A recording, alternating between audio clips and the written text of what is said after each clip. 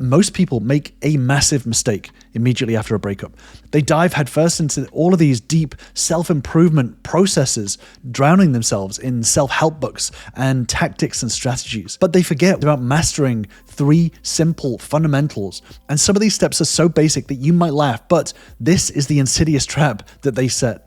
People think that they have these things covered, only to find out later on that these are actually the foundation for everything else. So in this video, I'm going to break down the fundamental steps that you need to address as soon as a breakup happens. I'm going to break down why they're so crucial and how they set you up for success moving forward. So there's a post-breakup trap. After a breakup, it's natural to feel lost and pretty desperate for answers. Dive into this whirlpool of self-help books and frantic attempts to win their ex-partner back.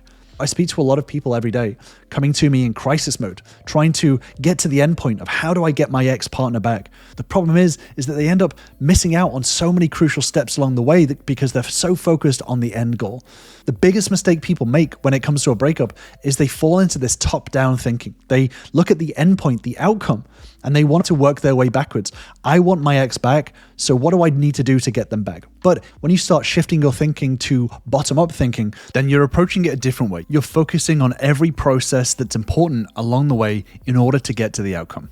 Now, yes, this type of thinking does take longer, but it means that you don't miss any steps in getting to your outcome.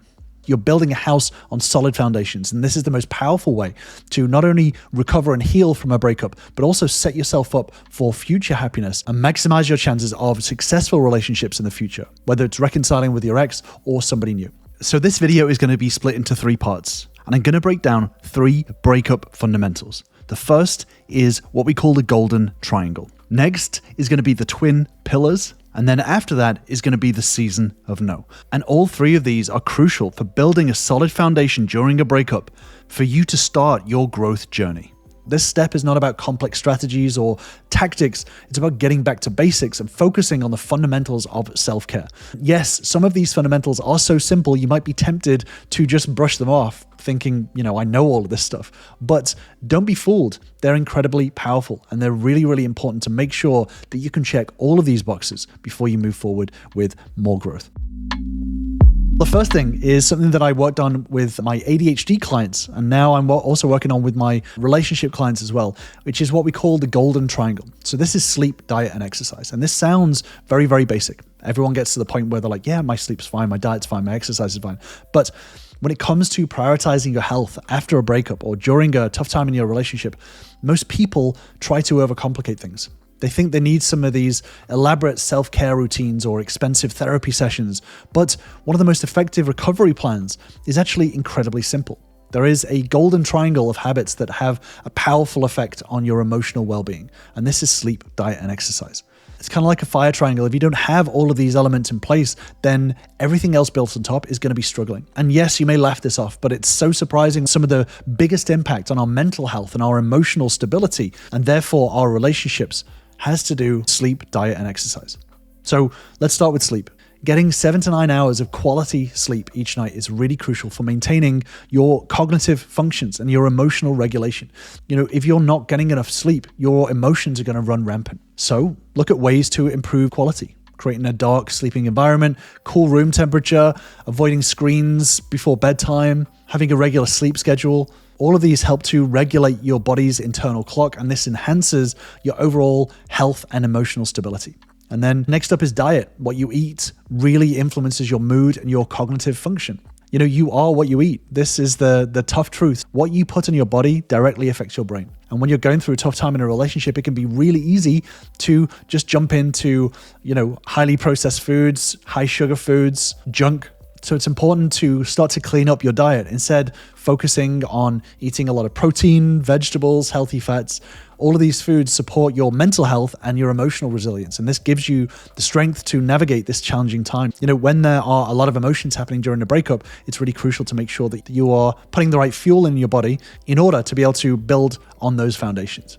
And the final piece of the golden triangle is exercise. So this is regular physical activity. There's so many studies into how much this eases anxiety and depression. It improves your focus and your mood. It enhances your sleep quality as well. The neurochemical effects of exercise include the release of endorphins, which reduce feelings of stress and anxiety. So making sure that you're having at least 150 minutes of moderate intensity aerobic exercise or activity every single week. These three elements sound so basic, so simple, but if you really truthfully ask yourself, am I doing all of these? Am I doing these to a very high standard in order to build on top of a foundation? Oftentimes we find that maybe we're not looking after those as much as we think we are. So these three elements create a positive feedback loop within yourself. Better sleep improves your diet choices, which gives you more energy for exercise, which in turn enhances your sleep quality. By focusing on these fundamental habits, you're setting yourself up for a much more effective and sustainable recovery process. But the golden triangle is not where it stops. The next step is to make sure that your hygiene and your finances are also in a good place. So yes, the golden triangle forms a solid foundation, but there are hidden factors that can make or break your future recovery steps. Because this is a stressful time, oftentimes your hygiene and your finances can start to fall by the wayside. Because you're not officially in a relationship, oftentimes a lot of people can start skipping showers, maybe not shaving as often, maybe not washing your clothes as often as you should. Maybe if you're separated, you move into a new place and maybe it's not as tidy or as clean as the main house. Specifically, making sure that you're focusing on specific actionable steps, implementing consistent skincare routine, cleansing, moisturizing, sun protection, dental checkups, regular scale and polish, making sure you're showering every day. These are basics, but there are often times when people start to skip them during this time.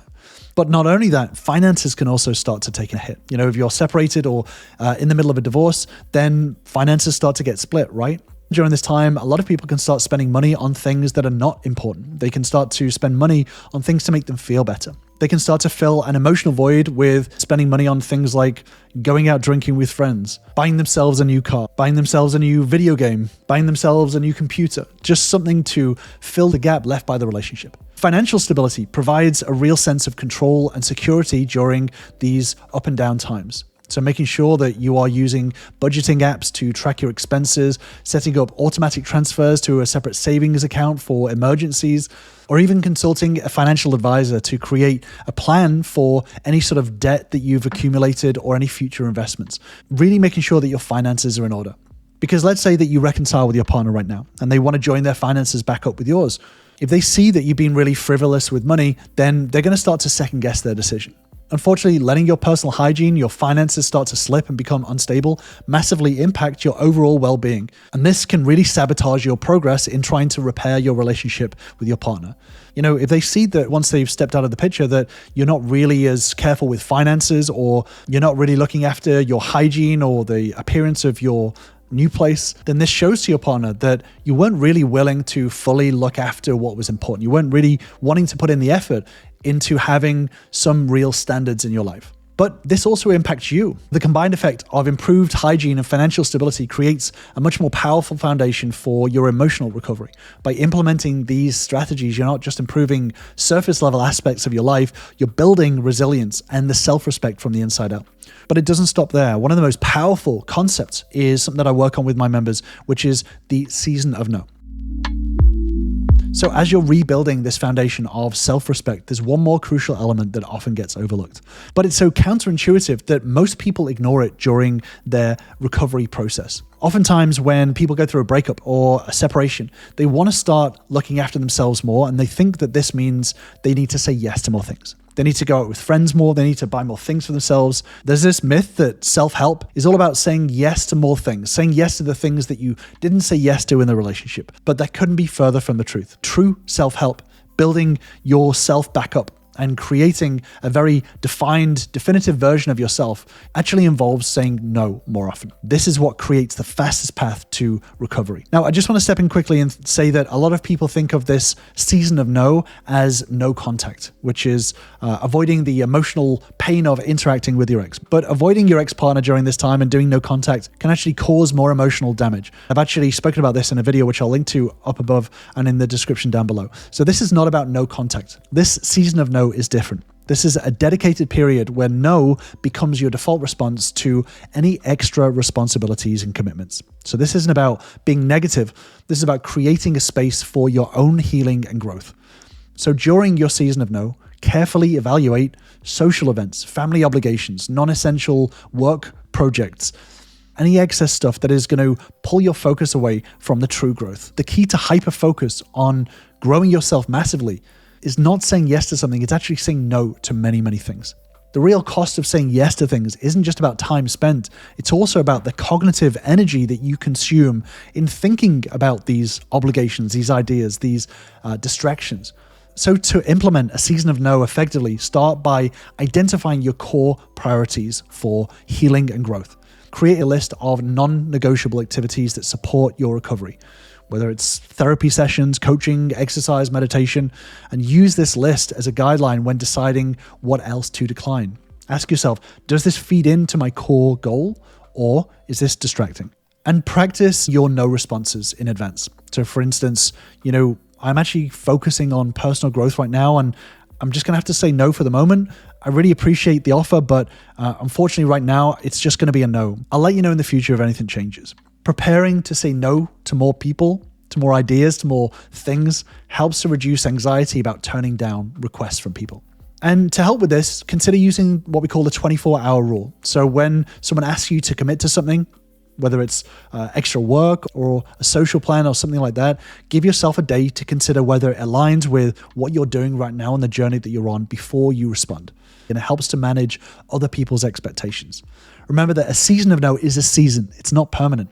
And this can last for a month or even years, depending on your needs. But if you want to focus on growing, if you want to focus on making sure that you are repairing yourself and growing your relationship skills in order to repair a relationship with your partner, or to become an incredible partner for a future relationship, then it's crucial to make sure that you're focusing on the right things. Remember, this is not about being negative. The season of no is an opportunity to say yes to yourself. One of the most important things that you can do is be very specific in creating this season of no. This is what a lot of my members and I work on when it comes to building themselves back. Being very specific with this season of no helps you to focus on what's important, which maximizes your chances of repairing your relationship in the future. This is what a lot of my members have found. Being very specific about what is important and what isn't important right now helps to not only put them in the right direction, but also to build their relationship back step by step. And if you do want to join us, then join me on my free relationship bootcamp, where you'll learn the same steps and tools that all of my members have used to start turning their relationships around. Just click on the link in the description to join us.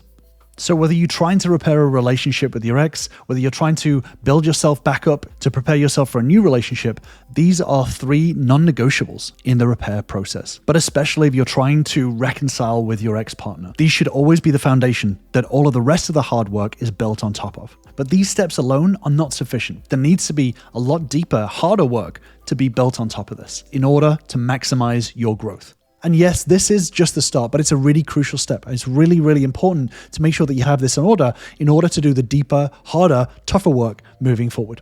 But this is a step that you cannot skip. The steps to reconciling are actually very simple. I've actually done a deeper dive video, which I'll link to on the screen. Just make sure that you're not overcomplicating things and you're actually going through in a very deliberate fashion in order to build yourself and the relationship back in the right way. So I can leave you with that video on the simple steps to rebuild your relationship, and I will see you over there.